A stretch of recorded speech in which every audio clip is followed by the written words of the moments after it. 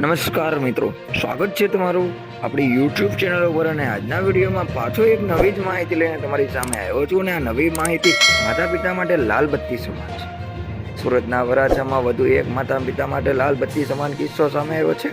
માત્ર 2 વર્ષની બાળકીએ પાણીની બોટલમાં મૂકેલું ડીઝલ પી લેતા સારવાર દરમિયાન આ માત્ર 2 વર્ષની બાળકીનું મોત નીપજ્યું છે. રમતા રમતા બાળકી પાણીની બોટલમાં રહેલું ડીઝલ પી રહી હતી, જ્યારે પાડોશીઓએ દોડી આવી તેના હાથથી બોટલ લઈ લીધી હતી. જોકે બાળકીનું સારવાર દરમિયાન જ મોત નીપજ્યું હતું.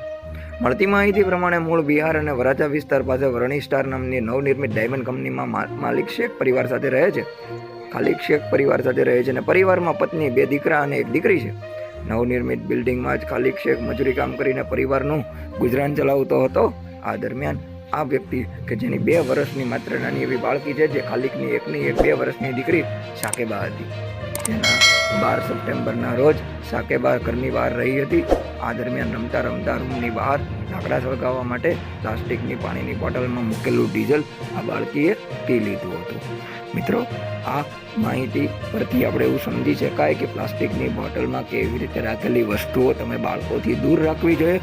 જો બાળકો આ વસ્તુ પોતાને કોઈ ખાવાની ચીજ વસ્તુ છે એમ સમજીને ખાઈ લેશે તો એનું આપણે પરિણામ ગંભીર ભોગવવું પડી શકે છે.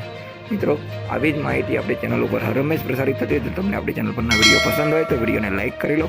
પ્રથમ વખત ચેનલ પર આવ્યા હોય તો ચેનલને સબસ્ક્રાઇબ કરી લો. નોટિફિકેશન બેલ આઇકન પ્રેસ કરી દો, જેથી કરીને આવી જ માહિતી તમને મળતી રહે. જય હિન્દ, જય ભારત.